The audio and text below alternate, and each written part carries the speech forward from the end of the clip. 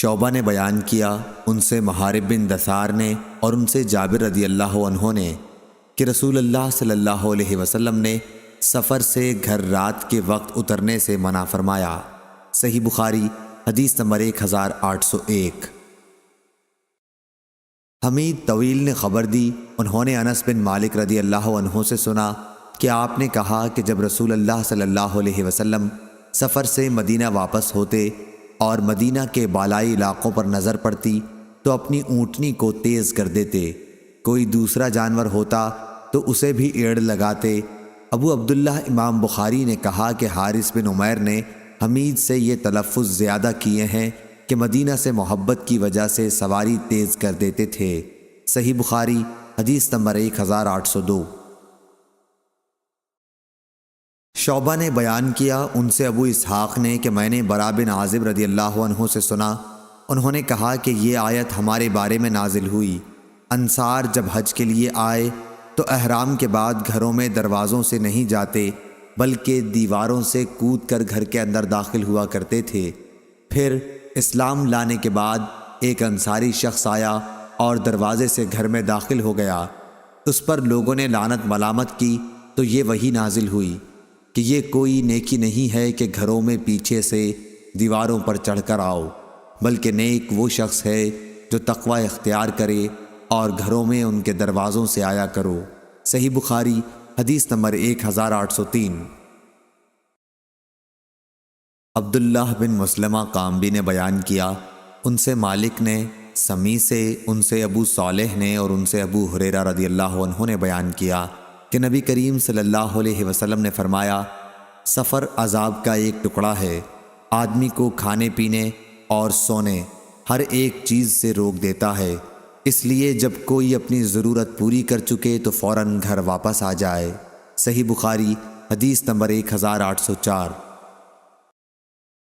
زید بن اسلم نے خبر دی ان سے ان کے باپ نے بیان کیا کہ میں حضرت عبداللہ بن عمر رضی اللہ عنہ کے ساتھ مکے کے راستے میں تھا کہ انہیں اپنی بیوی صفیہ بنت ابی عبید کی سخت بیماری کی خبر ملی اور وہ نہایت تیزی سے چلنے لگے۔ پھر جب سرخی غروب ہو گئی تو سواری سے نیچے اترے اور مغرب اور عشاء ایک ساتھ ملا کر پڑھیں۔ اس کے بعد فرمایا کہ میں نے رسول اللہ صلی اللہ علیہ وسلم کو دیکھا کہ جب جلدی چلنا ہوتا تو مغرب میں دیر کر کے دونوں عشاء اور مغرب کو ایک ساتھ ملا کر پڑھتے تھے۔ صحیح بخاری حدیث نمبر 1805۔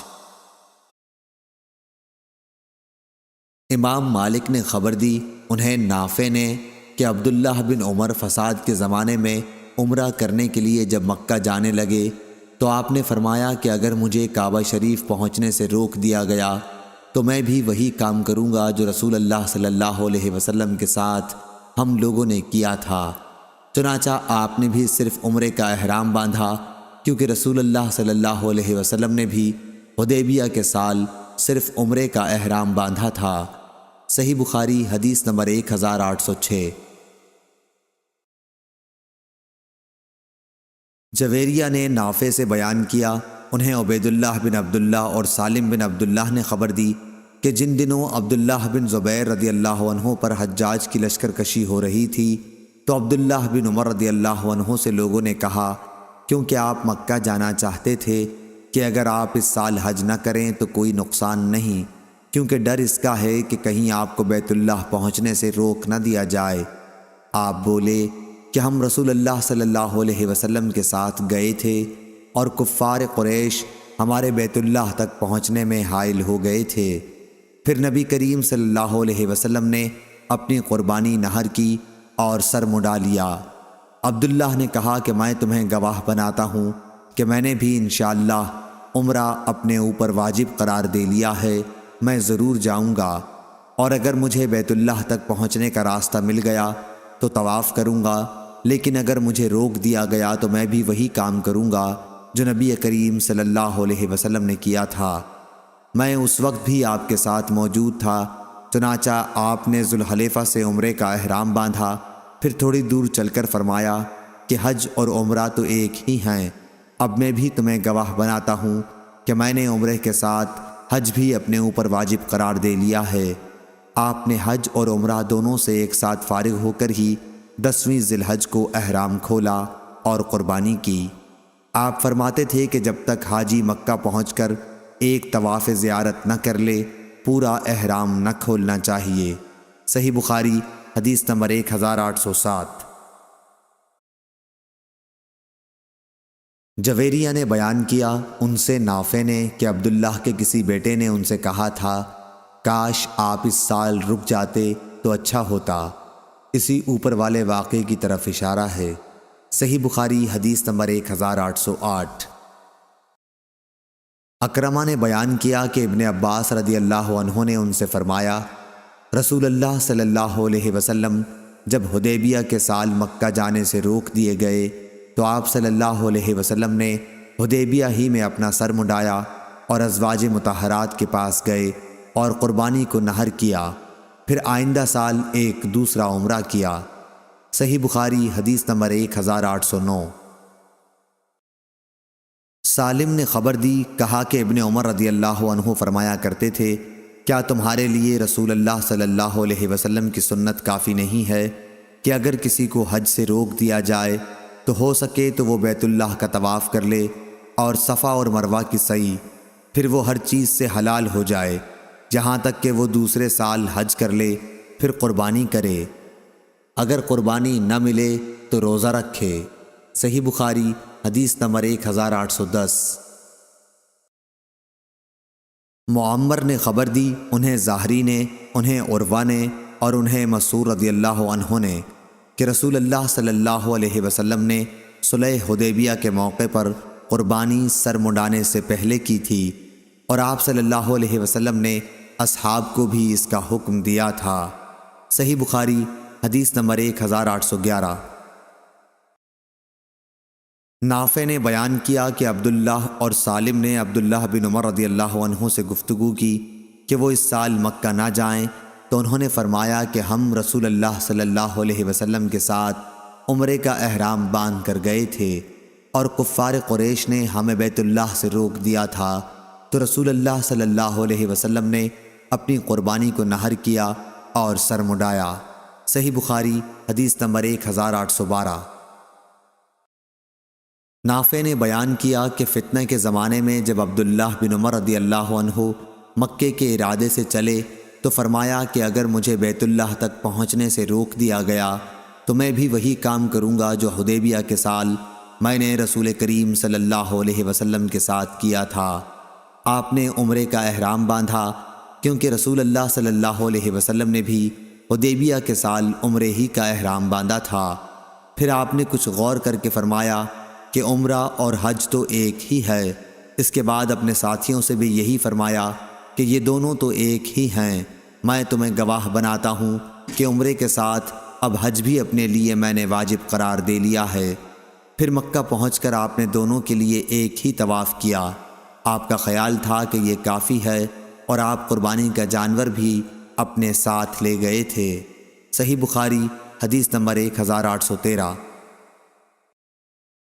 امام مالک نے خبر دی، انہیں حمید بن قیس نے، انہیں مجاہد نے، انہیں عبد الرحمن بن ابی لیلہ نے اور انہیں کعب بن عجرہ رضی اللہ عنہ نے کہ رسول کریم صلی اللہ علیہ وسلم نے ان سے فرمایا غالباً جوؤں سے تم کو تکلیف ہے۔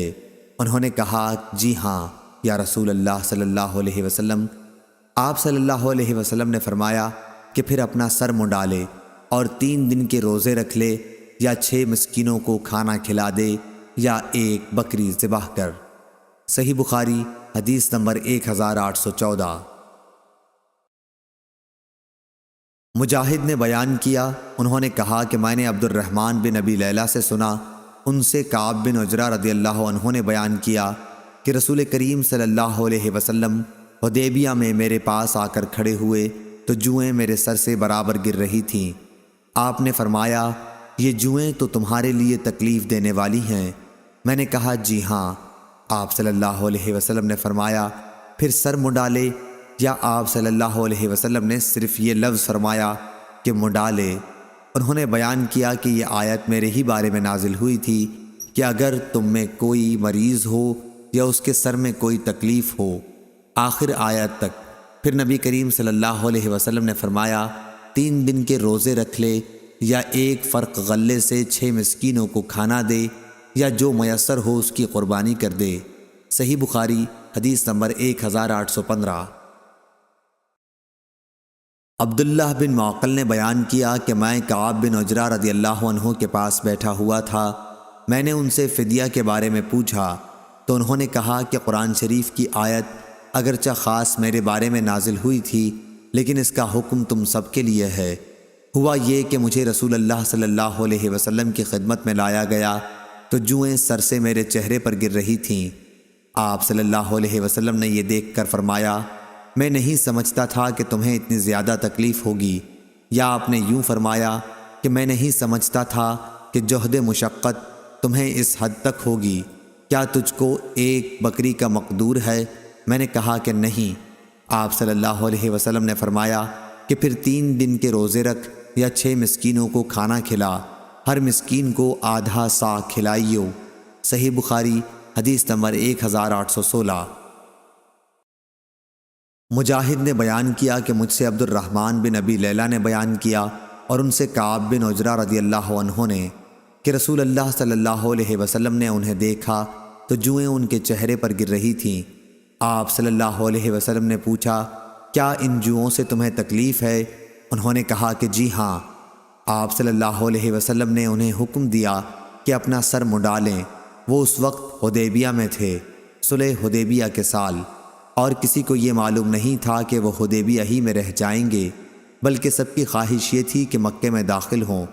پھر اللہ تعالیٰ نے فدیے کا حکم نازل فرمایا اور رسول اللہ صلی اللہ علیہ وسلم نے حکم دیا کہ 6 مسکینوں کو ایک فرق یعنی 3 سا غلہ تقسیم کر دیا جائے، یا ایک بکری کی قربانی کرے یا 3 دن کے روزے رکھے۔ صحیح بخاری حدیث نمبر 1817۔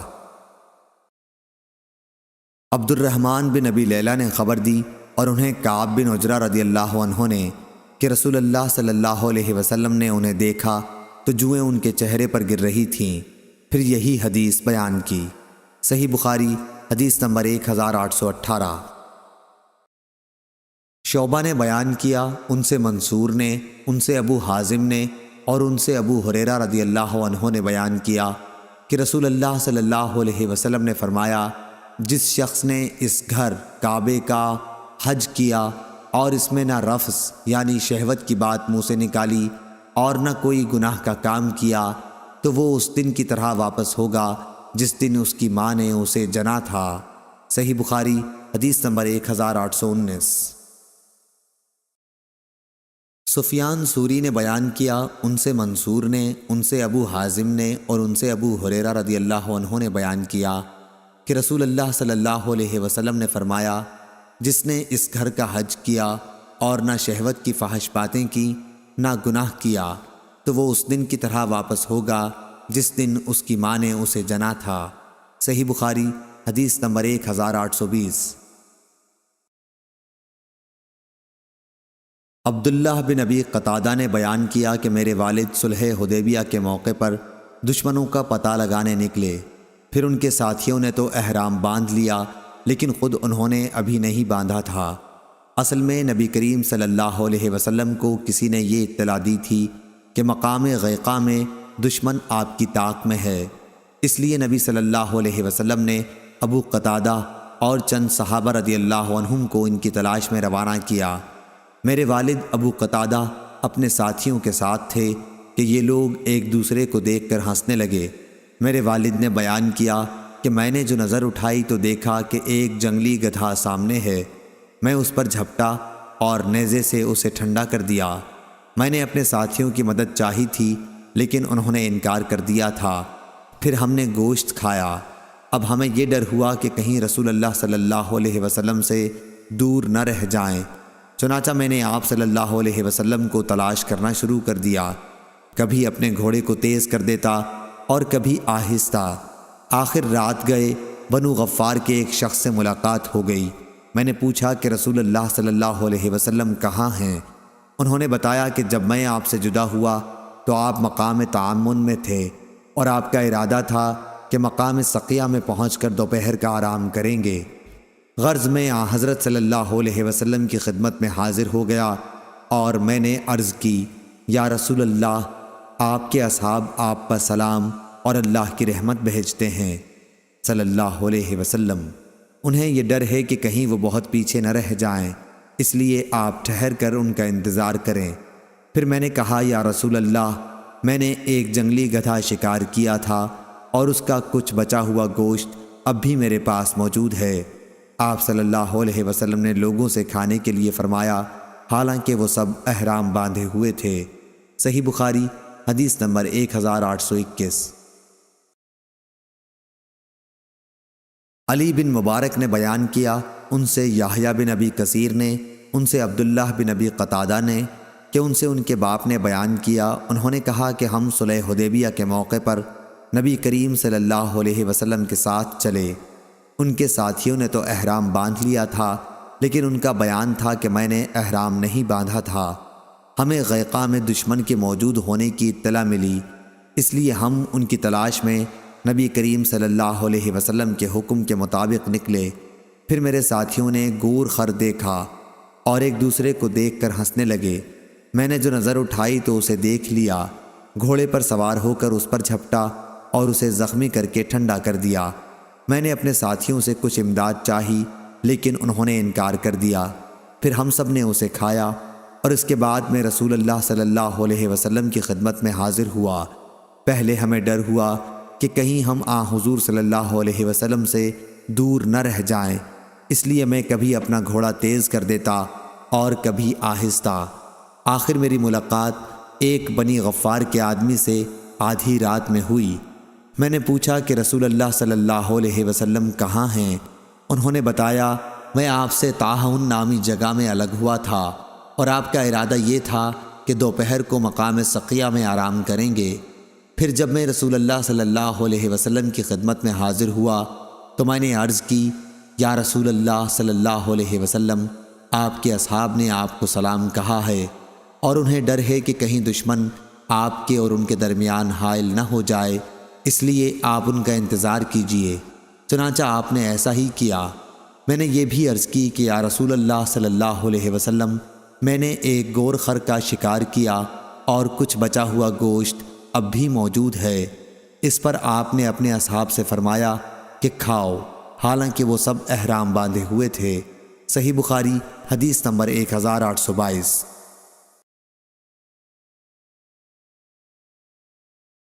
صالح بن کیسان نے بیان کیا، ان سے ابو محمد نے، ان سے ابو قتادہ رضی اللہ عنہ کے غلام نافع نے، انہوں نے ابو قتادہ رضی اللہ عنہ سے سنا، آپ نے فرمایا کہ ہم نبی کریم صلی اللہ علیہ وسلم کے ساتھ مدینے سے 3 منزل دور مقام قاحہ میں تھے۔ دوسری سند امام بخاری نے کہا کہ ہم سے علی بن عبداللہ نے بیان کیا، کہا کہ ہم سے سفیان نے بیان کیا، کہا ہم سے صالح بن کیسان نے بیان کیا، ان سے ابو محمد نے اور ان سے ابو قتادہ رضی اللہ عنہ نے بیان کیا کہ ہم نبی کریم صلی اللہ علیہ وسلم کے ساتھ مقام قاحہ میں تھے۔ بعض تو ہم سے محرم تھے اور بعض غیر محرم۔ میں نے دیکھا کہ میرے ساتھی ایک دوسرے کو کچھ دکھا رہے ہیں۔ میں نے جو نظر اٹھائی تو ایک گور خر سامنے تھا۔ ان کی مراد یہ تھی کہ ان کا کوڑا گر گیا اور اپنے ساتھیوں سے اسے اٹھانے کے لیے انہوں نے کہا، لیکن ساتھیوں نے کہا کہ ہم تمہاری کچھ بھی مدد نہیں کر سکتے کیونکہ ہم محرم ہیں، اس لیے میں نے وہ خود اٹھایا۔ اس کے بعد میں اس گور خر کے نزدیک ایک ٹیلے کے پیچھے سے آیا اور اسے شکار کیا۔ پھر میں اسے اپنے ساتھیوں کے پاس لایا۔ بعض نے تو یہ کہا کہ ہمیں بھی کھا لینا چاہیے، لیکن بعض نے کہا کہ نہ کھانا چاہیے۔ پھر نبی کریم صلی اللہ علیہ وسلم کی خدمت میں آیا۔ آپ صلی اللہ علیہ وسلم ہم سے آگے تھے۔ میں نے آپ سے مسئلہ پوچھا تو آپ صلی اللہ علیہ وسلم نے بتایا کہ کھا لو، یہ حلال ہے۔ ہم سے عمرو بن دینار نے کہا کہ صالح بن کیسان کی خدمت میں حاضر ہو کر اس حدیث اور اس کے علاوہ کے متعلق پوچھ سکتے، اور وہ ہمارے پاس یہاں آئے تھے۔ صحیح بخاری حدیث نمبر 1823۔ عبداللہ بن ابی قتادہ رضی اللہ عنہ نے خبر دی اور انہیں ان کے والد ابو قتادہ نے خبر دی کہ رسول اللہ صلی اللہ علیہ وسلم حج کا ارادہ کر کے نکلے۔ صحابہ بھی آپ کے ساتھ تھے۔ آپ نے صحابہ کی ایک جماعت کو، جس میں ابو قتادہ رضی اللہ عنہ بھی تھے، یہ ہدایت دے کر راستے سے واپس بھیجا کہ تم لوگ دریا کے کنارے کنارے ہو کر جاؤ اور دشمن کا پتہ لگاؤ، پھر ہم سے آ ملو۔ چنانچہ یہ جماعت دریا کے کنارے چلی۔ واپسی میں سب نے احرام باندھ لیا تھا، لیکن ابو قتادہ رضی اللہ عنہ نے ابھی احرام نہیں باندھا تھا۔ یہ قافلہ چل رہا تھا کہ کئی گورخر دکھائی دیے۔ ابو قتادہ نے ان پر حملہ کیا اور ایک مادہ کا شکار کر لیا۔ پھر ایک جگہ ٹھہر کر سب نے اس کا گوشت کھایا، اور ساتھ ہی یہ خیال بھی آیا کہ کیا ہم محرم ہونے کے باوجود شکار کا گوشت کھا بھی سکتے ہیں۔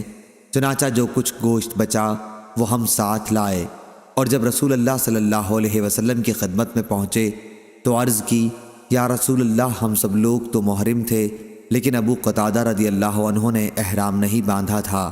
پھر ہم نے گورخر دیکھے اور ابو قتادہ نے ان پر حملہ کر کے ایک مادہ کا شکار کر لیا۔ اس کے بعد ایک جگہ ہم نے قیام کیا اور اس کا گوشت کھایا۔ پھر خیال آیا کہ کیا ہم محرم ہونے کے باوجود شکار کا گوشت کھا بھی سکتے ہیں، اس لیے جو کچھ گوشت باقی بچا ہے وہ ہم ساتھ لائے ہیں۔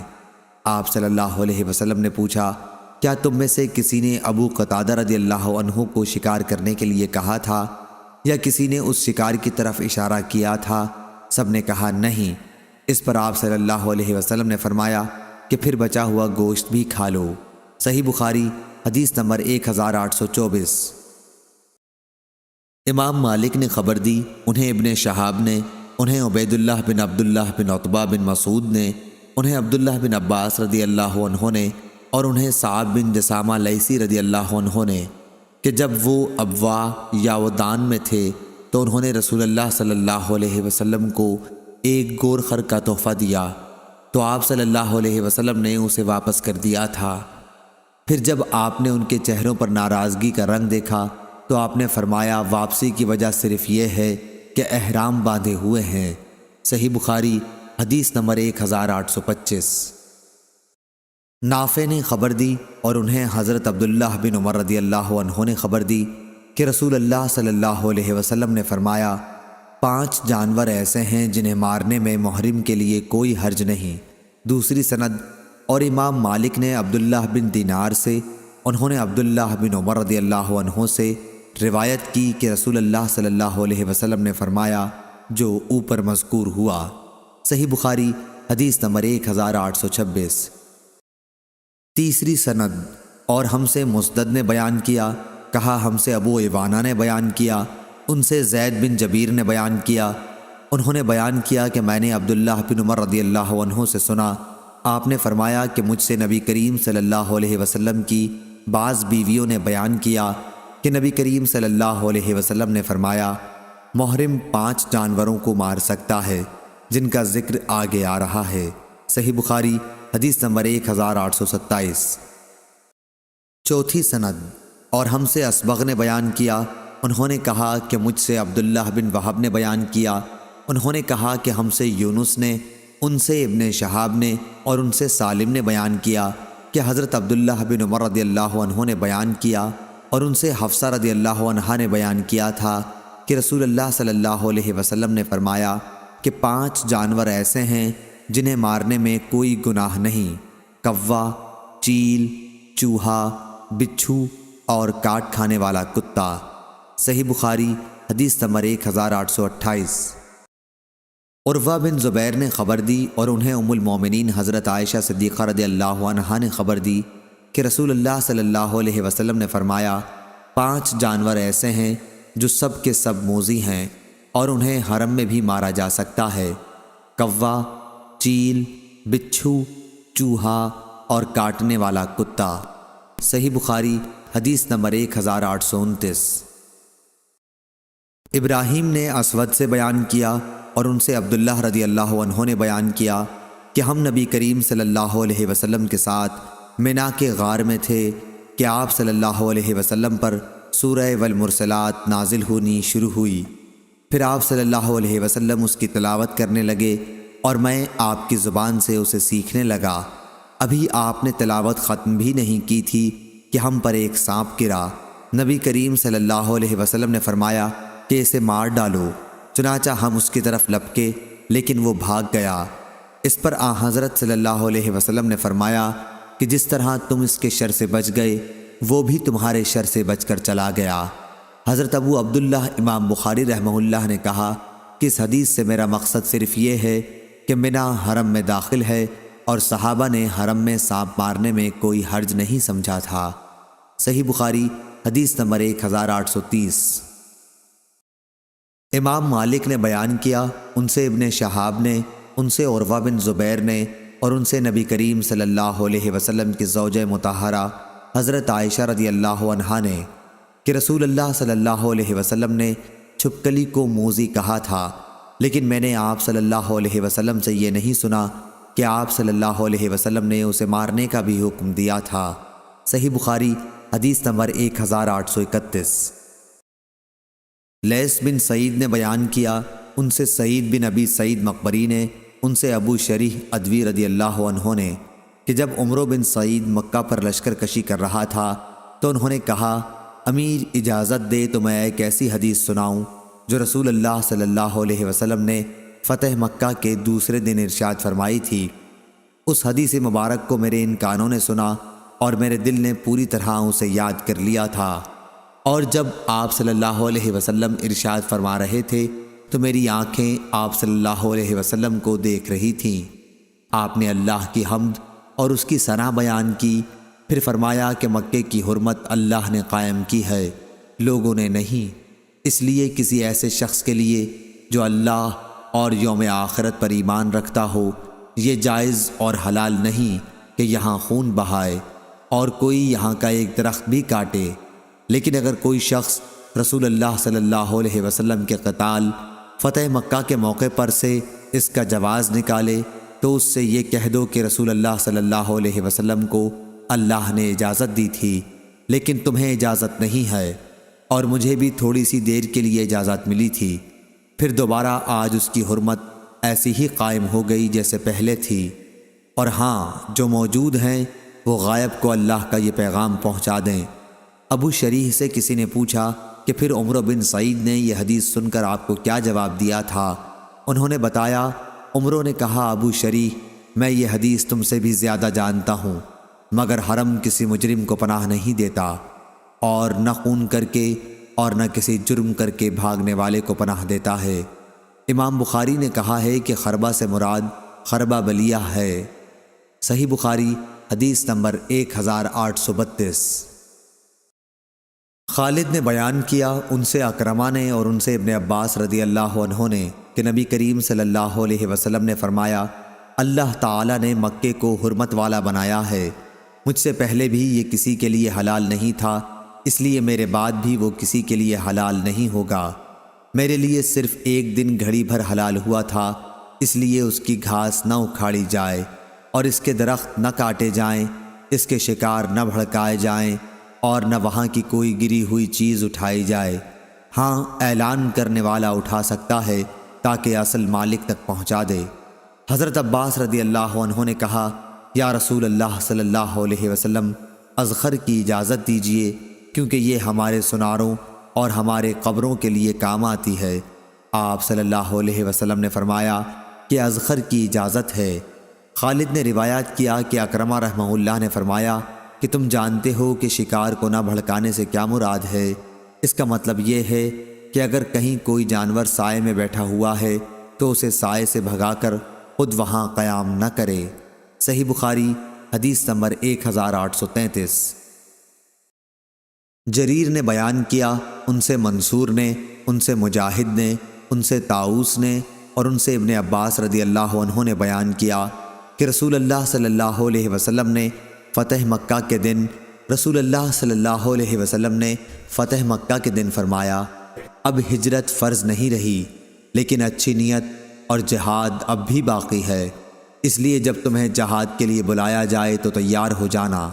اس شہر مکے کو اللہ تعالیٰ نے اسی دن حرمت عطا کی تھی جس دن اس نے آسمان اور زمین پیدا کیے، اس لیے یہ اللہ کی مقرر کی ہوئی حرمت کی وجہ سے محترم ہے۔ یہاں کسی کے لیے بھی مجھ سے پہلے لڑائی جائز نہیں تھی اور مجھے بھی صرف ایک دن گھڑی بھر کے لیے فتح مکہ کے دن اجازت ملی تھی۔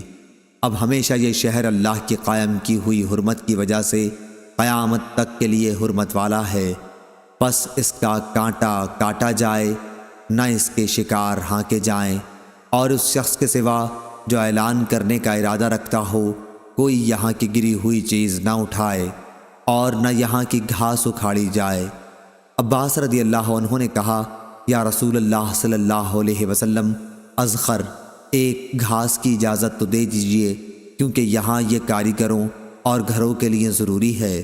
تو آپ صلی اللہ علیہ وسلم نے فرمایا کہ اذخر کی اجازت ہے۔ صحیح بخاری حدیث نمبر 1834۔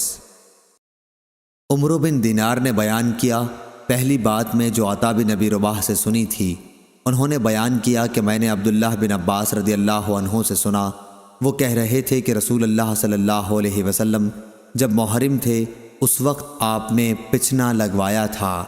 پھر میں نے انہیں یہ کہتے سنا کہ مجھ سے ابن عباس رضی اللہ عنہ سے طاؤس نے یہ حدیث بیان کی تھی۔ اس سے میں نے یہ سمجھا کہ شاید انہوں نے ان دونوں حضرات سے یہ حدیث سنی ہوگی۔ متکلم عمرو ہیں اور دونوں حضرات سے مراد عطا اور طاؤس رحمہ اللہ ہیں۔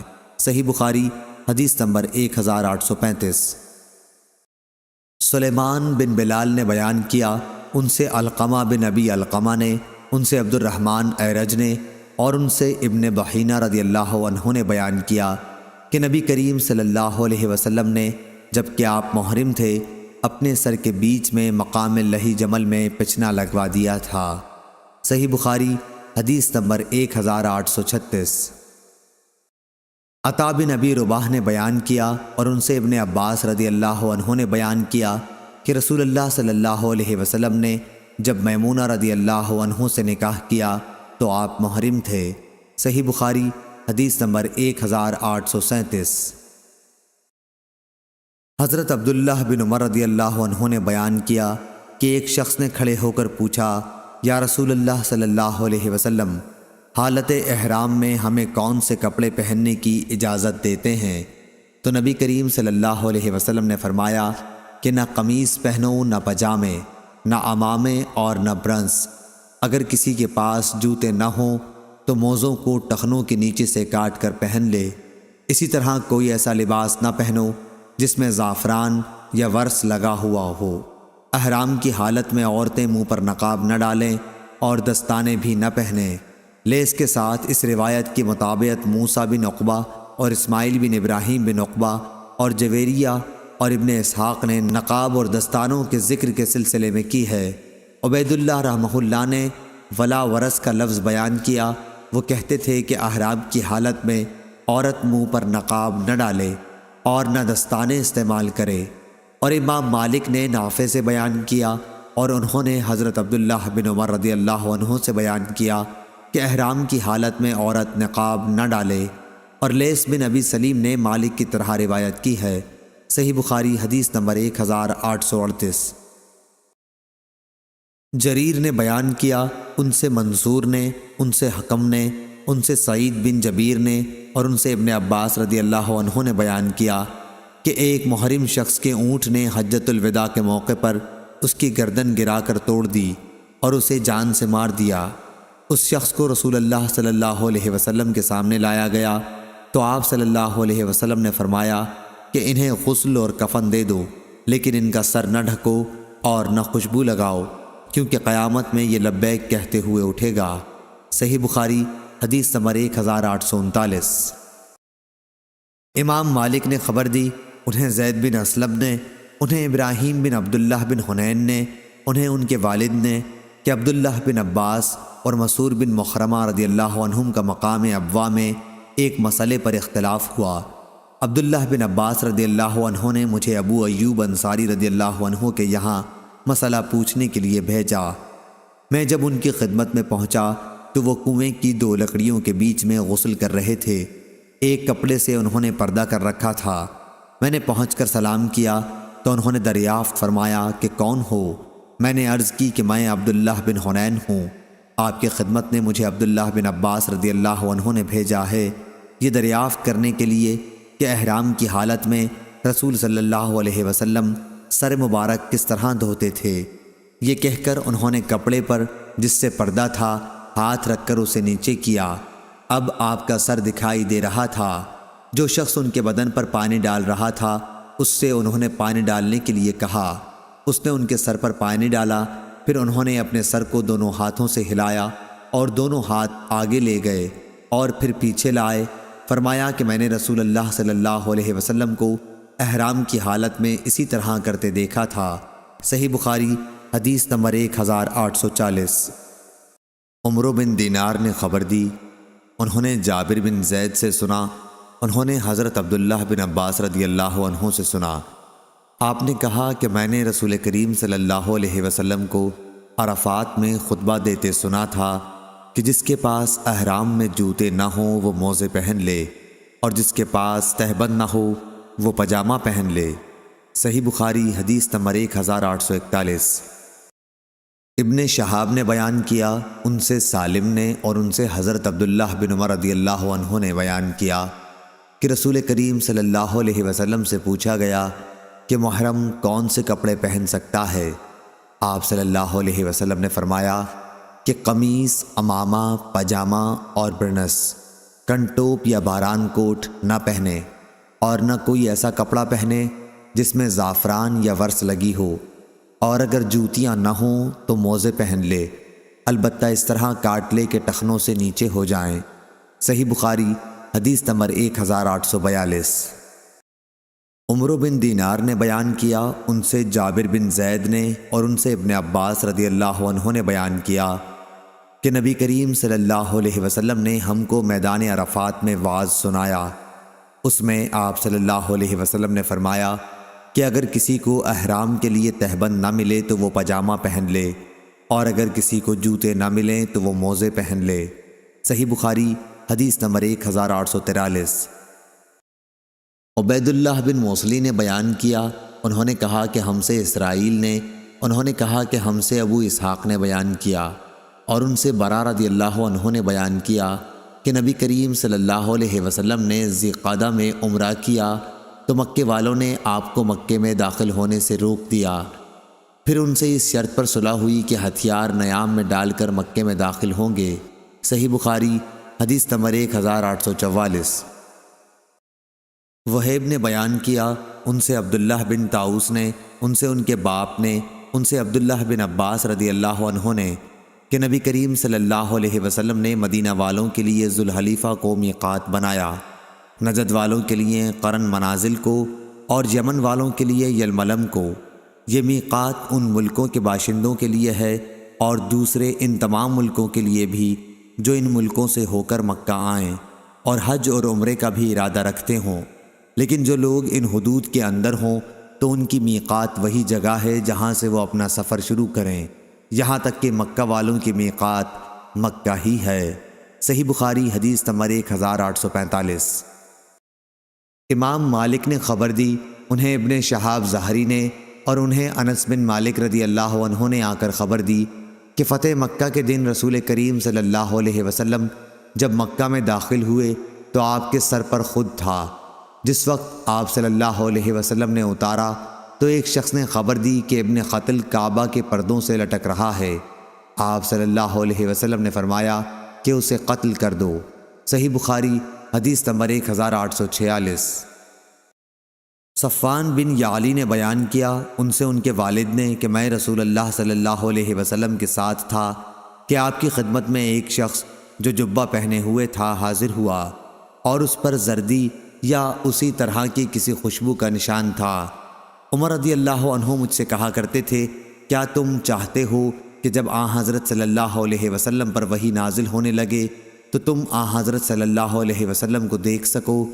اس وقت آپ پر وحی نازل ہوئی، پھر وہ حالت جاتی رہی، پھر آپ نے فرمایا کہ جس طرح اپنے حج میں کرتے ہو اسی طرح عمرے میں بھی کرو۔ صحیح بخاری حدیث نمبر 1847۔ ایک شخص نے دوسرے شخص کے ہاتھ میں دانت سے کاٹا تھا، دوسرے نے جو اپنا ہاتھ کھینچا تو اس کا دانت اکھڑ گیا۔ نبی کریم صلی اللہ علیہ وسلم نے اس کا کوئی بدلہ نہیں دلوایا۔ صحیح بخاری حدیث نمبر 1848۔ سعید بن جبیر نے بیان کیا اور ان سے حضرت عبداللہ بن عباس رضی اللہ عنہ نے کہا کہ میدان عرفات میں ایک شخص نبی کریم صلی اللہ علیہ وسلم کے ساتھ ٹھہرا ہوا تھا کہ اپنی اونٹنی سے گر پڑا اور اس اونٹنی نے اس کی گردن توڑ ڈالی۔ نبی کریم صلی اللہ علیہ وسلم نے فرمایا کہ پانی اور بیری کے پتوں سے اسے غسل دو اور احرام ہی کے 2 کپڑوں کا کفن دو، لیکن خوشبو نہ لگانا، نہ اس کا سر چھپانا، کیونکہ اللہ تعالیٰ قیامت میں اسے لبیک کہتے اٹھائے گا۔ صحیح بخاری حدیث نمبر 1849۔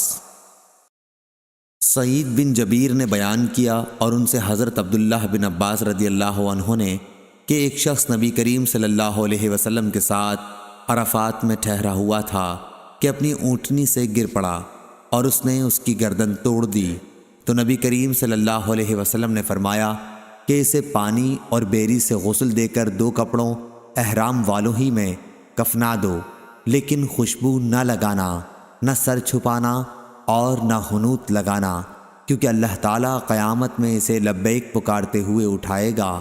صحیح بخاری حدیث نمبر 1850۔ سعید بن جبیر نے خبر دی اور انہیں ابن عباس رضی اللہ عنہ نے کہ ایک شخص نبی کریم صلی اللہ علیہ وسلم کے ساتھ میدان عرفات میں تھا کہ اس کے اونٹ نے گرا کر اس کی گردن توڑ دی۔ وہ شخص محرم تھا اور مر گیا۔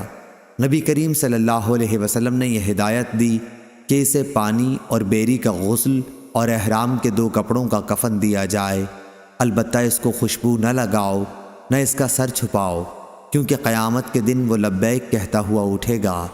صحیح بخاری حدیث نمبر 1851۔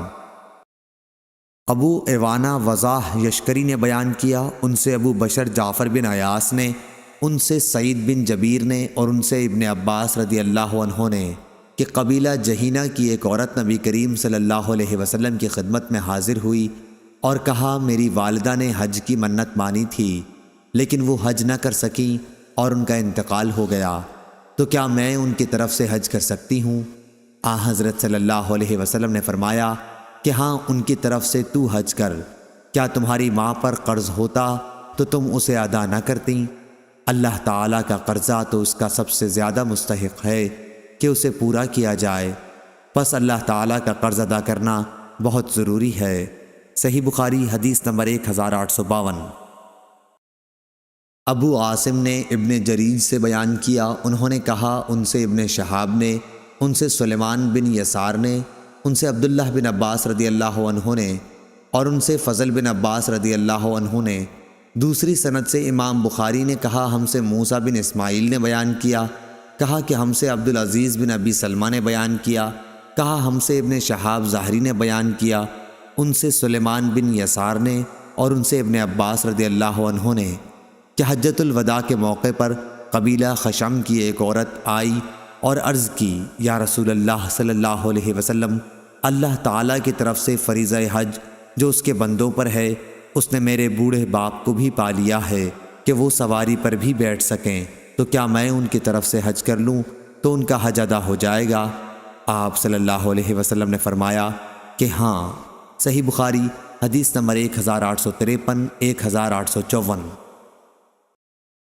ابو عاصم نے ابن جریج سے بیان کیا، انہوں نے کہا ان سے ابن شہاب نے، ان سے سلیمان بن یسار نے، ان سے عبداللہ بن عباس رضی اللہ عنہ نے اور ان سے فضل بن عباس رضی اللہ عنہ نے، دوسری سند سے امام بخاری نے کہا ہم سے موسیٰ بن اسماعیل نے بیان کیا، عبداللہ بن عباس رضی اللہ عنہ نے بیان کیا کہ فضل بن عباس رضی اللہ عنہ رسول اللہ صلی اللہ علیہ وسلم کی سواری پر پیچھے بیٹھے ہوئے تھے۔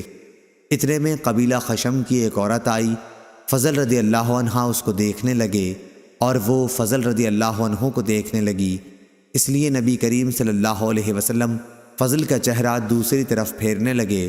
اس عورت نے کہا اللہ کے فریضہ حج نے میرے بوڑھے والد کو اس حالت میں پا لیا ہے کہ وہ سواری پر بیٹھ بھی نہیں سکتے، تو کیا میں ان کی طرف سے حج کر سکتی ہوں؟ آپ صلی اللہ علیہ وسلم نے فرمایا کہ ہاں، یہ حجۃ الوداع کا واقعہ ہے۔ صحیح بخاری حدیث نمبر 1855۔ حماد بن زید نے بیان کیا، ان سے عبید اللہ بن ابی یزید رضی اللہ عنہ نے بیان کیا کہ میں نے ابن عباس رضی اللہ عنہ سے سنا، آپ نے فرمایا کہ نبی کریم صلی اللہ علیہ وسلم نے مجھے مزدلفہ کی رات منا میں سامان کے ساتھ آگے بھیج دیا تھا۔ صحیح بخاری حدیث نمبر 1856۔ شہاب ظاہری نے بیان کیا، ان سے ان کے چچا نے، انہیں عبیداللہ بن عبداللہ بن عتبہ نے، ان سے ابن عباس رضی اللہ عنہ نے کہا، میں اپنی ایک گدھی پر سوار ہو کر منا میں آیا۔ اس وقت میں جوانی کے قریب تھا۔ رسول اللہ صلی اللہ علیہ وسلم منا میں کھڑے نماز پڑھا رہے تھے۔ میں پہلی صف کے ایک حصے کے آگے سے ہو کر گزرا، پھر سواری سے نیچے اتر آیا اور اسے چرنے کے لیے چھوڑ دیا۔ پھر رسول اللہ صلی اللہ علیہ وسلم کے پیچھے لوگوں کے ساتھ صف میں شریک ہو گیا۔ یونس نے ابن شہاب کے واسطے سے بیان کیا کہ یہ حجۃ الوداع کے موقع پر منا کا واقعہ ہے۔ صحیح بخاری حدیث نمبر 1857۔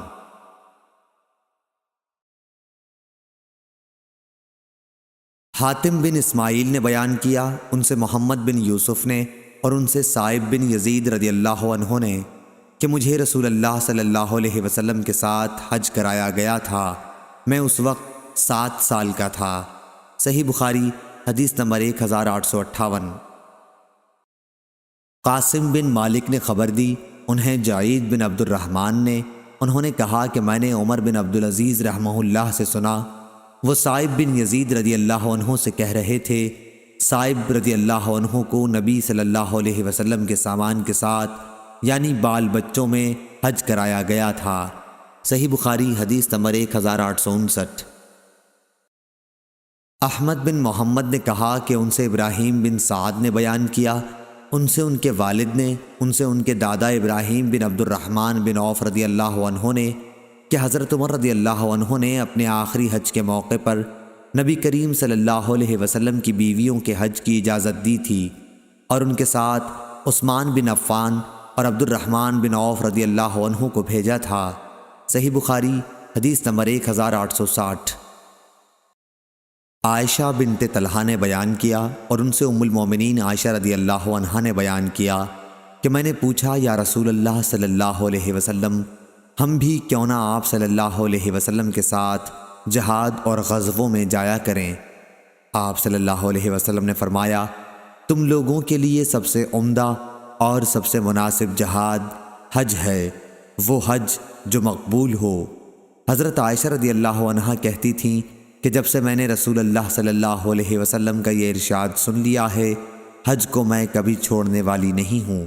صحیح بخاری حدیث نمبر 1861۔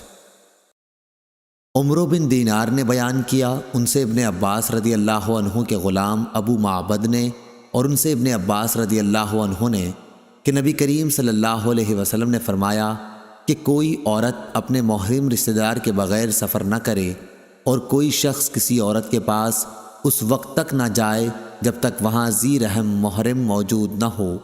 ایک شخص نے پوچھا، یا رسول اللہ صلی اللہ علیہ وسلم، میں تو فلاں لشکر میں جہاد کے لیے نکلنا چاہتا ہوں، لیکن میری بیوی کا ارادہ حج کا ہے۔ آپ صلی اللہ علیہ وسلم نے فرمایا کہ تو اپنی بیوی کے ساتھ حج کو جا۔ صحیح بخاری حدیث نمبر 1862۔ حبیب معلم نے خبر دی، انہیں عطا بن ابی رباح نے اور ان سے ابن عباس رضی اللہ عنہ نے فرمایا کہ جب رسول اللہ صلی اللہ علیہ وسلم حجۃ الوداع سے واپس ہوئے تو آپ صلی اللہ علیہ وسلم نے ام سنان رضی اللہ عنہا انصاریہ عورت سے دریافت فرمایا کہ تو حج کرنے نہیں گئی؟ انہوں نے عرض کی کہ فلاں کے باپ یعنی میرے خاوند کے پاس 2 اونٹ پانی پلانے کے لیے تھے، ایک پر تو وہ خود حج کو چلے گئے اور دوسرا ہماری زمین سیراب کرتا ہے۔ آپ صلی اللہ علیہ وسلم نے اس پر فرمایا کہ رمضان میں عمرہ کرنا میرے ساتھ حج کرنے کے برابر ہے۔ اس روایت کو ابن جریج نے عطا سے سنا، کہا انہوں نے ابن عباس رضی اللہ عنہ سے سنا، انہوں نے نبی کریم صلی اللہ علیہ وسلم سے اور عبیداللہ عبد الکریم سے روایت کیا، ان سے عطا نے، ان سے جابر رضی اللہ عنہ نے اور ان سے نبی کریم صلی اللہ علیہ وسلم نے۔ صحیح بخاری حدیث نمبر 1863۔ سلیمان بن حرب نے بیان کیا، کہا کہ ہم سے شعبہ نے، ان سے عبد الملک بن عمیر نے، ان سے زیاد کے غلام قضا نے، انہوں نے بیان کیا کہ میں نے ابو سعید خدری رضی اللہ عنہ سے سنا جنہوں نے نبی کریم صلی اللہ علیہ وسلم کے ساتھ 12 جہاد کیے تھے۔ وہ کہتے تھے کہ میں نے 4 باتیں نبی کریم صلی اللہ علیہ وسلم سے سنی تھیں، یا یہ کہ وہ یہ 4 باتیں نبی کریم صلی اللہ علیہ وسلم سے نقل کرتے اور کہتے تھے کہ یہ باتیں مجھے انتہائی پسند ہیں۔ یہ کہ کوئی عورت 2 دن کا سفر اس وقت تک نہ کرے جب تک اس کے ساتھ اس کا شوہر یا کوئی ذو رحم محرم نہ ہو، اور عید الاضحیٰ کے روزے رکھے جائیں، نہ عصر کی نماز کے بعد غروب ہونے سے پہلے اور نہ صبح کی نماز کے بعد سورج نکلنے سے پہلے کوئی نماز پڑھی جائے، اور نہ 3 مساجد کے سوا کسی کے لیے کجاوے باندھے جائیں، مسجد حرام، میری مسجد اور مسجد اقصیٰ۔ صحیح بخاری حدیث نمبر 1864۔ مروان فزاری نے خبر دی، انہیں حمید طویل نے، انہوں نے بیان کیا کہ مجھ سے ثابت نے بیان کیا، اور ان سے انس رضی اللہ عنہ نے کہ نبی کریم صلی اللہ علیہ وسلم نے ایک بوڑھے شخص کو دیکھا جو اپنے 2 بیٹوں کا سہارا لیے چل رہا ہے۔ آپ صلی اللہ علیہ وسلم نے پوچھا، ان صاحب کا کیا حال ہے؟ لوگوں نے بتایا کہ انہوں نے کعبے کو پیدل چلنے کی منت مانی ہے۔ آپ صلی اللہ علیہ وسلم نے فرمایا کہ اللہ تعالیٰ اس سے بے نیاز ہے کہ یہ اپنے کو تکلیف میں ڈالیں۔ پھر آپ نے انہیں سوار ہونے کا حکم دیا۔ صحیح بخاری حدیث نمبر 1865۔ عقبہ بن عامر رضی اللہ عنہ نے بیان کیا، میری بہن نے منت مانی تھی کہ بیت اللہ تک وہ پیدل جائیں گی۔ پھر انہوں نے مجھ سے کہا کہ تم اس کے متعلق رسول اللہ صلی اللہ علیہ وسلم سے بھی پوچھ لو۔ چنانچہ میں نے آپ صلی اللہ علیہ وسلم سے پوچھا تو آپ صلی اللہ علیہ وسلم نے فرمایا کہ وہ پیدل چلیں اور سوار بھی ہو جائیں۔ یزید نے کہا، ابو الخیر ہمیشہ عقبہ رضی اللہ عنہ کے ساتھ رہتے تھے۔ صحیح بخاری حدیث نمبر 1866۔ ابو عبد الرحمن احول عاصم نے بیان کیا اور ان سے انس رضی اللہ عنہ نے کہ نبی کریم صلی اللہ علیہ وسلم نے فرمایا، مدینہ حرم ہے فلاں جگہ سے فلاں جگہ تک، یعنی جبل عیر سے سور تک۔ اس حد میں کوئی درخت نہ کاٹا جائے، نہ کوئی بدعت کی جائے، اور جس نے بھی یہاں کوئی بدعت نکالی اس پر اللہ تعالی اور تمام ملائکہ اور انسانوں کی لعنت ہے۔ صحیح بخاری حدیث نمبر 1867۔ عبد الوارث نے بیان کیا، ان سے ابو طیاح نے اور ان سے انس رضی اللہ عنہ نے بیان کیا کہ نبی کریم صلی اللہ علیہ وسلم جب مدینہ ہجرت کر کے تشریف لائے تو رسول اللہ صلی اللہ علیہ وسلم نے مسجد کی تعمیر کا حکم دیا۔ آپ صلی اللہ علیہ وسلم نے فرمایا، اے بنو نجار، تم اپنی اس زمین کی مجھ سے قیمت لے لو۔ لیکن انہوں نے عرض کی کہ ہم اس کی قیمت صرف اللہ تعالیٰ سے مانگتے ہیں۔ پھر حضرت صلی اللہ علیہ وسلم نے مشرکین کی قبروں کے متعلق فرمایا اور وہ اکھاڑ دی گئیں۔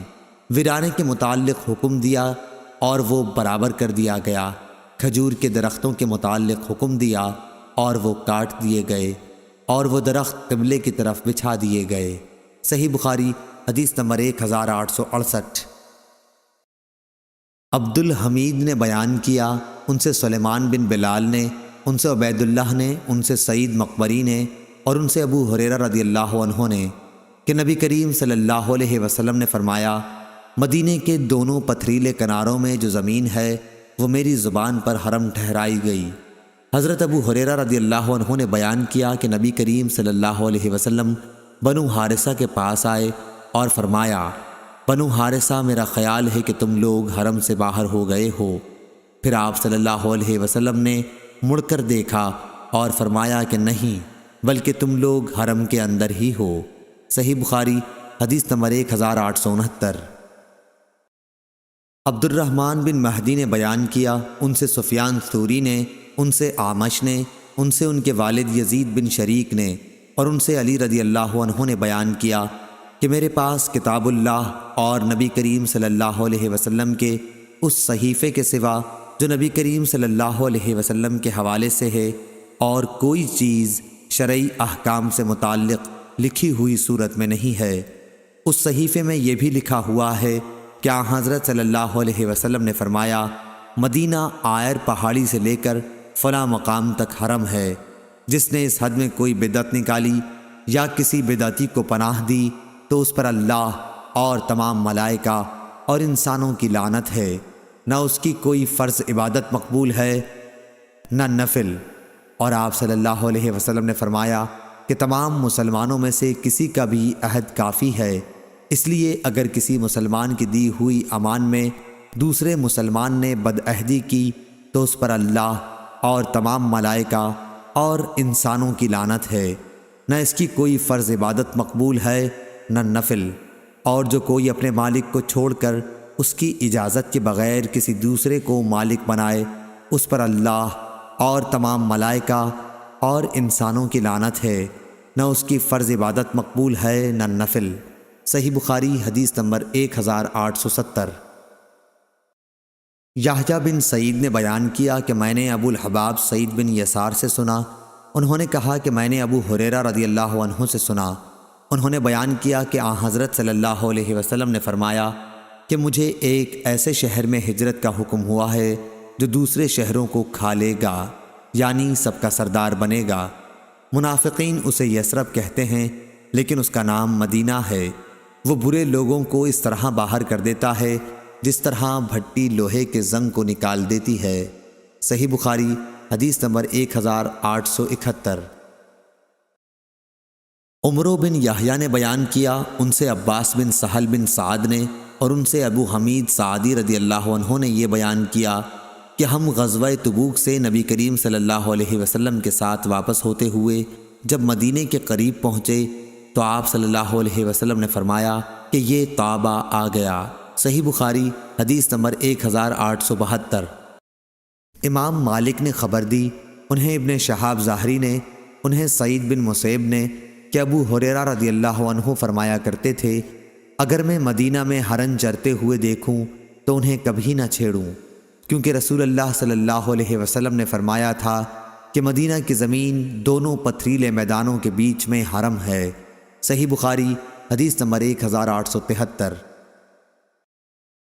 سعید بن مسیب نے خبر دی، ان سے ابو ہریرہ رضی اللہ عنہ نے کہا کہ میں نے رسول اللہ صلی اللہ علیہ وسلم سے سنا، آپ صلی اللہ علیہ وسلم نے فرمایا کہ تم لوگ مدینہ کو بہتر حالت میں چھوڑ جاؤ گے، پھر وہ ایسا اجاڑ ہو جائے گا کہ پھر وہاں وحشی جانور درند اور پرند بسنے لگیں گے، اور آخر میں مدینہ کے 2 چرواہے مدینہ آئیں گے تاکہ اپنی بکریوں کو ہانک لے جائیں، لیکن وہاں انہیں صرف وحشی جانور نظر آئیں گے۔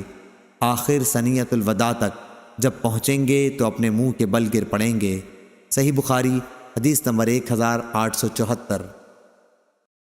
امام مالک نے خبر دی، انہیں ہشام بن عروہ نے، انہیں ان کے والد عروہ بن زبیر نے خبر دی، انہیں عبداللہ بن زبیر رضی اللہ عنہ نے اور ان سے سفیان بن ابی زہیر رضی اللہ عنہ نے بیان کیا کہ میں نے رسول اللہ صلی اللہ علیہ وسلم سے سنا کہ آپ نے فرمایا کہ یمن فتح ہوگا تو کچھ لوگ اپنی سواریوں کو دوڑاتے ہوئے لائیں گے اور اپنے گھر والوں کو اور ان کو جو ان کی بات مان جائیں گے سوار کر کے مدینہ سے واپس یمن کو لے جائیں گے۔ کاش انہیں معلوم ہوتا کہ مدینہ ہی ان کے لیے بہتر تھا۔ اور عراق فتح ہوگا تو کچھ لوگ اپنی سواریوں کو تیز دوڑاتے ہوئے لائیں گے اور اپنے گھر والوں کو اور جو ان کی بات مانیں گے اپنے ساتھ عراق واپس لے جائیں گے۔ کاش انہیں معلوم ہوتا کہ مدینہ ہی ان کے لیے بہتر تھا۔ صحیح بخاری حدیث نمبر 1875۔ عبید اللہ عمری نے بیان کیا، انہوں نے کہا کہ ہم سے خبیب بن عبد الرحمن نے، ان سے حفص بن عاصم نے اور ان سے حضرت ابو ہریرہ رضی اللہ عنہ نے بیان کیا کہ رسول اللہ صلی اللہ علیہ وسلم نے فرمایا قیامت کے قریب ایمان مدینے میں اس طرح سمٹ آئے گا جیسے سانپ سمٹ کر اپنے بل میں آ جایا کرتا ہے۔ صحیح بخاری حدیث نمبر 1876۔ فضل بن موسیٰ نے خبر دی، انہیں جعید بن عبد الرحمن نے اور ان سے عائشہ رضی اللہ عنہا نے فرمایا کہ میں نے سعد بن ابی وقاص رضی اللہ عنہ سے سنا تھا، انہوں نے بیان کیا کہ میں نے نبی کریم صلی اللہ علیہ وسلم سے سنا تھا کہ حضرت صلی اللہ علیہ وسلم نے فرمایا تھا کہ اہل مدینہ کے ساتھ جو شخص بھی فریب کرے گا وہ اس طرح گھل جائے گا جیسے نمک پانی میں گھل جایا کرتا ہے۔ صحیح بخاری حدیث نمبر 1877۔ عروہ نے خبر دی اور انہوں نے اسامہ بن زید رضی اللہ عنہ سے سنا کہ نبی کریم صلی اللہ علیہ وسلم مدینے کے محلات میں سے ایک محل یعنی اونچے مکان پر چڑھے، پھر فرمایا کہ جو کچھ میں دیکھ رہا ہوں کیا تمہیں بھی نظر آ رہا ہے؟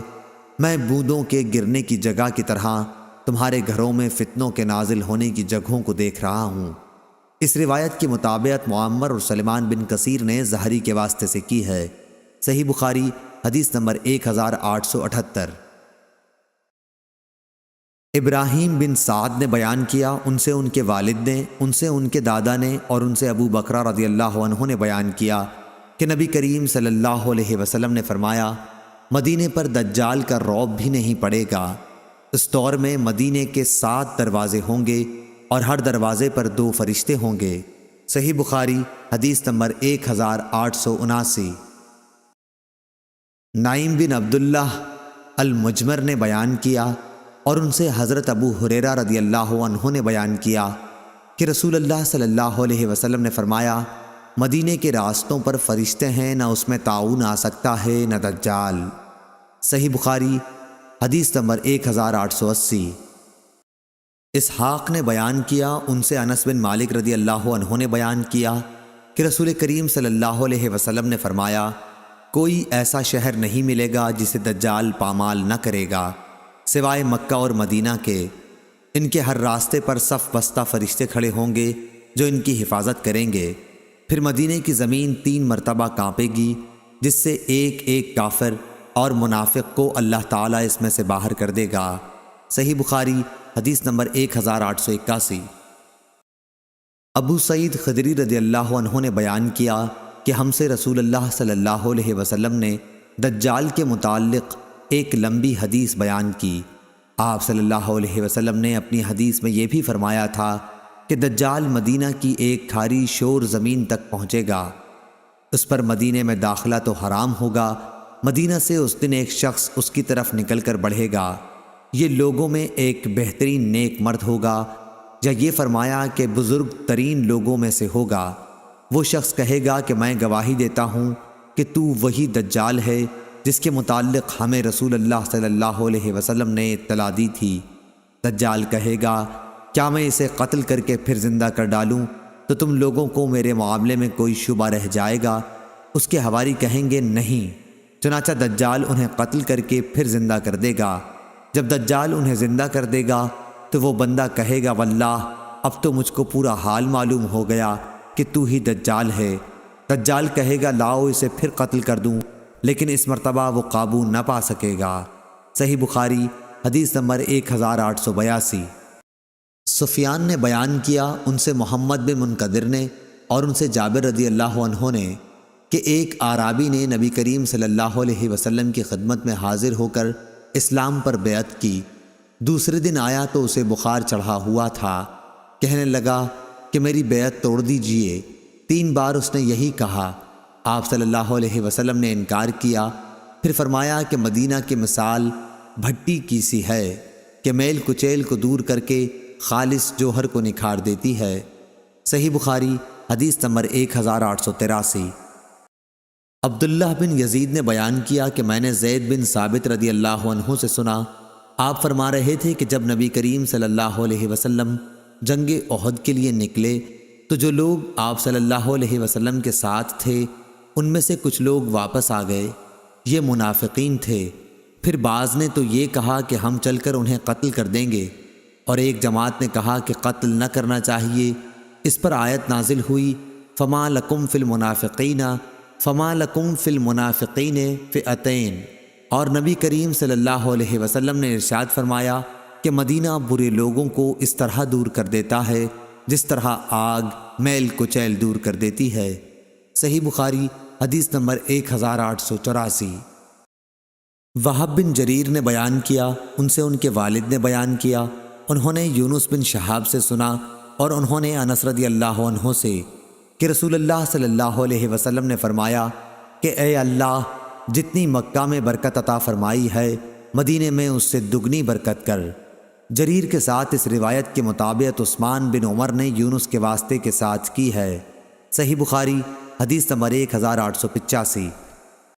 اسماعیل بن جعفر نے بیان کیا، ان سے حمید نے اور ان سے انس رضی اللہ عنہ نے کہ نبی کریم صلی اللہ علیہ وسلم جب کبھی سفر سے واپس آتے اور مدینہ کی دیواروں کو دیکھتے تو اپنی سواری تیز فرما دیتے، اور اگر کسی جانور کی پشت پر ہوتے تو مدینہ کی محبت میں اسے ایڑ لگاتے۔ صحیح بخاری حدیث نمبر 1886۔ انس رضی اللہ عنہ نے بیان کیا کہ بنو سلمہ نے چاہا کہ اپنے دور والے مکانات چھوڑ کر مسجد نبوی سے قریب اقامت اختیار کر لیں، لیکن رسول اللہ صلی اللہ علیہ وسلم نے یہ پسند نہیں کیا کہ مدینہ کے کسی حصے سے بھی رہائش ترک کی جائے۔ آپ صلی اللہ علیہ وسلم نے فرمایا، اے بنو سلمہ، تم اپنے قدموں کا ثواب نہیں چاہتے؟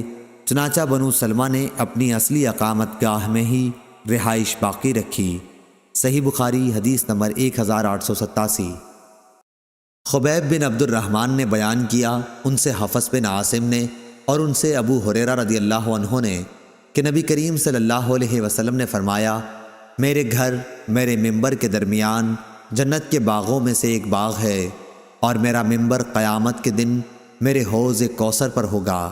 صحیح بخاری حدیث نمبر 1888۔ ابو اسامہ نے کہا، ان سے ہشام نے، ان سے ان کے والد عروہ نے، اور ان سے عائشہ رضی اللہ عنہا نے کہ جب رسول کریم صلی اللہ علیہ وسلم مدینہ تشریف لائے تو ابو بکر اور بلال رضی اللہ عنہ بخار میں مبتلا ہو گئے۔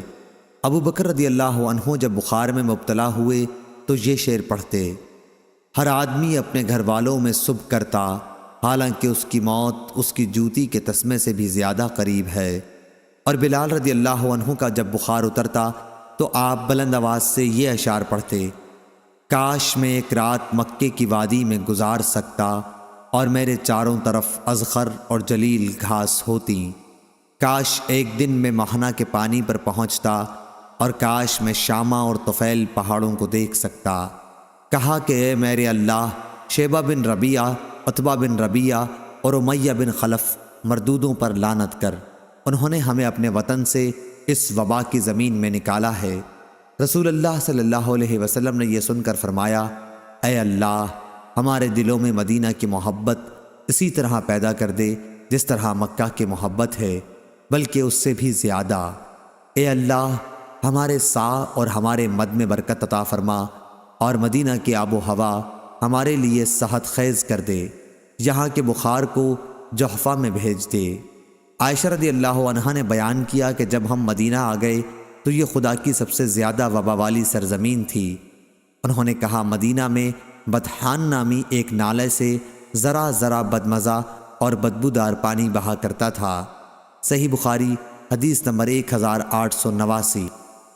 لیث نے بیان کیا، ان سے خالد بن یزید نے، ان سے سعید بن ابی ہلال نے، ان سے زید بن اسلم نے، ان سے ان کے والد نے، اور ان سے عمر رضی اللہ عنہ نے، جو فرمایا کرتے تھے، اے اللہ، مجھے اپنے راستے میں شہادت عطا کر، اور میری موت اپنے رسول اللہ صلی اللہ علیہ وسلم کے شہر میں مقدر کر دے۔ صحیح بخاری حدیث نمبر 1890۔ اسماعیل بن جعفر نے بیان کیا، ان سے ابو سہیل نے، ان سے ان کے والد مالک نے، اور ان سے طلحہ بن عبید اللہ رضی اللہ عنہ نے کہ ایک اعرابی پریشان حال بال بکھرے ہوئے رسول اللہ صلی اللہ علیہ وسلم کی خدمت میں حاضر ہوا۔ اس نے پوچھا، یا رسول اللہ صلی اللہ علیہ وسلم، بتائیے مجھ پر اللہ تعالیٰ نے کتنی نمازیں فرض کی ہیں؟ آپ صلی اللہ علیہ وسلم نے فرمایا کہ 5 نمازیں، یہ اور بات ہے کہ تم اپنی طرف سے نفل پڑھ لو۔ پھر اس نے کہا، بتائیے اللہ تعالیٰ نے مجھ پر روزے کتنے فرض کیے ہیں؟ حضرت صلی اللہ علیہ وسلم نے فرمایا کہ رمضان کے مہینے کے، یہ اور بات ہے کہ تم خود اپنے طور پر کچھ نفلی روزے اور بھی رکھ لو۔ پھر اس نے پوچھا، اور بتائیے زکوٰۃ کس طرح مجھ پر اللہ تعالیٰ نے فرض کی ہے؟ آپ صلی اللہ علیہ وسلم نے اسے شرع اسلام کی باتیں بتا دیں۔ جب اس اعرابی نے کہا، اس ذات کی قسم جس نے آپ صلی اللہ علیہ وسلم کو عزت دی، نہ میں اس سے جو اللہ تعالیٰ نے مجھ پر فرض کر دیا ہے کچھ بڑھاؤں گا اور نہ گھٹاؤں گا۔ اس پر رسول اللہ صلی اللہ علیہ وسلم نے فرمایا، اگر اس نے سچ کہا ہے تو یہ مراد کو پہنچا، یا آپ نے یہ فرمایا کہ اگر سچ کہا ہے تو جنت میں جائے گا۔ صحیح بخاری حدیث نمبر 1891۔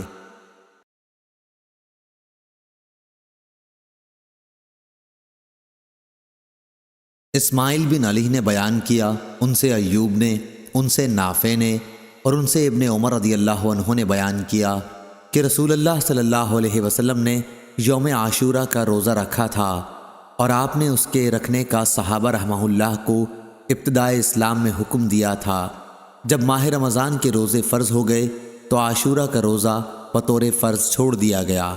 عبداللہ بن عمر رضی اللہ عنہ عاشورہ کے دن روزہ نہ رکھتے مگر جب ان کے روزے کا دن ہی یوم عاشورہ آن پڑتا۔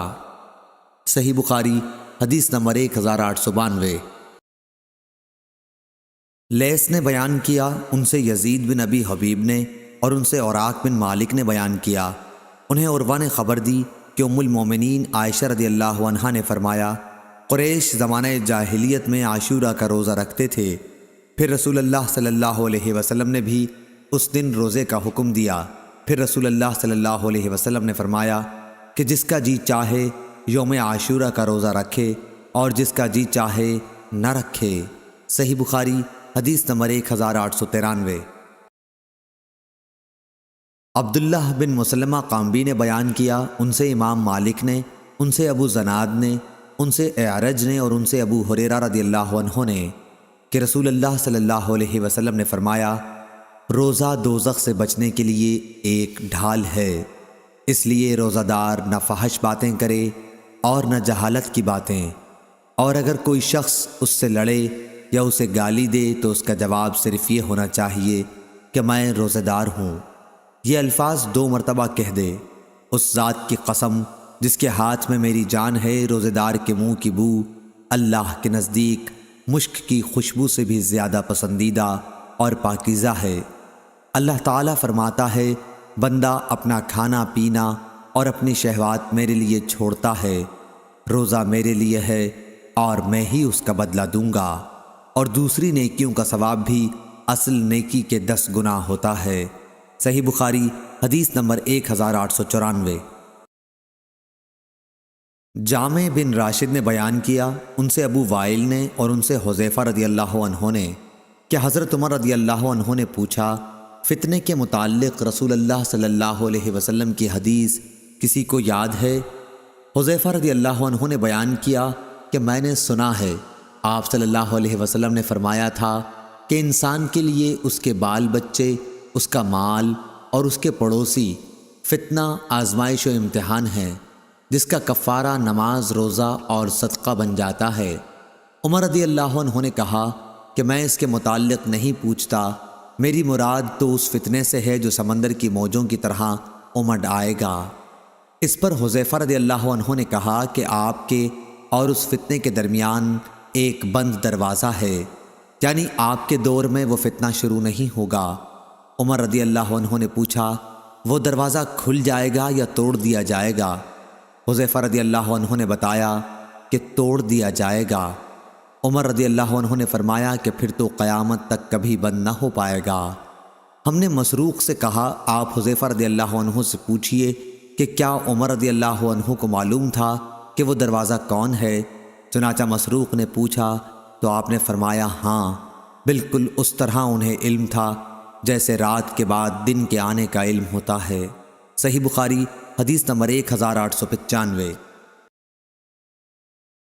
ابو حازم سلمہ بن دینار نے بیان کیا اور ان سے سہل بن سعدی رضی اللہ عنہ نے کہ رسول کریم صلی اللہ علیہ وسلم نے فرمایا، جنت کا ایک دروازہ ہے جسے ریان کہتے ہیں، قیامت کے دن اس دروازے سے صرف روزے دار ہی جنت میں داخل ہوں گے، ان کے سوا اور کوئی اس میں سے نہیں داخل ہوگا۔ پکارا جائے گا کہ روزے دار کہاں ہیں؟ وہ کھڑے ہو جائیں گے، ان کے سوا اس سے اور کوئی نہیں اندر جانے پائے گا، اور جب یہ لوگ اندر چلے جائیں گے تو یہ دروازہ بند کر دیا جائے گا، پھر اس سے کوئی اندر نہ جا سکے گا۔ صحیح بخاری حدیث نمبر 1896۔ حمید بن عبد الرحمن نے بیان کیا اور ان سے ابو ہریرہ رضی اللہ عنہ نے بیان کیا کہ رسول اللہ صلی اللہ علیہ وسلم نے فرمایا، جو اللہ کے راستے میں 2 چیزیں خرچ کرے گا اسے فرشتے جنت کے دروازوں سے بلائیں گے کہ اے اللہ کے بندے، یہ دروازہ اچھا ہے۔ پھر جو شخص نمازی ہوگا اسے نماز کے دروازے سے بلایا جائے گا، جو مجاہد ہوگا اسے جہاد کے دروازے سے بلایا جائے گا، جو روزے دار ہوگا اسے باب ریان سے بلایا جائے گا۔ اور جو زکوٰۃ ادا کرنے والا ہوگا اسے زکوٰۃ کے دروازے سے بلایا جائے گا۔ اس پر ابو بکر رضی اللہ عنہ نے پوچھا، میرے ماں باپ آپ صلی اللہ علیہ وسلم پر فدا ہوں، یا رسول اللہ صلی اللہ علیہ وسلم، جو لوگ ان دروازوں میں سے کسی ایک دروازے سے بلائے جائیں گے مجھے ان سے بحث نہیں، آپ یہ فرمائیں کہ کیا کوئی ایسا بھی ہوگا جسے ان سب دروازوں سے بلایا جائے گا؟ آپ صلی اللہ علیہ وسلم نے فرمایا کہ ہاں، اور مجھے امید ہے کہ آپ بھی انہی میں سے ہوں گے۔ صحیح بخاری حدیث نمبر 1897۔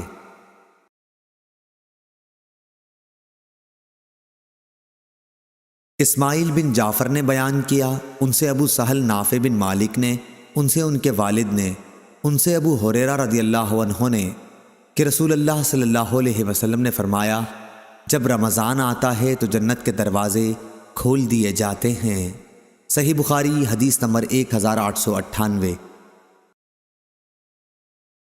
ابن شہاب ظاہری نے بیان کیا کہ مجھے بنو تمیم کے مولا ابو سہیل بن ابی انس نے خبر دی، ان سے ان کے والد نے بیان کیا اور انہوں نے ابو ہریرہ رضی اللہ عنہ کو کہتے سنا کہ رسول اللہ صلی اللہ علیہ وسلم نے فرمایا، جب رمضان کا مہینہ آتا ہے تو آسمان کے تمام دروازے کھول دیے جاتے ہیں، جہنم کے دروازے بند کر دیے جاتے ہیں اور شیاطین کو زنجیروں سے جکڑ دیا جاتا ہے۔ صحیح بخاری حدیث نمبر 1899۔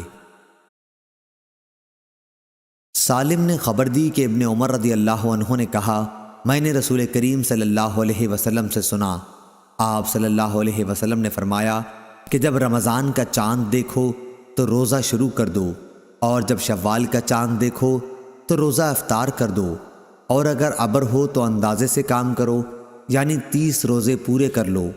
اور بعض نے لیث سے بیان کیا کہ مجھ سے عقیل اور یونس نے بیان کیا کہ رمضان کا چاند مراد ہے۔ صحیح بخاری حدیث نمبر 1900۔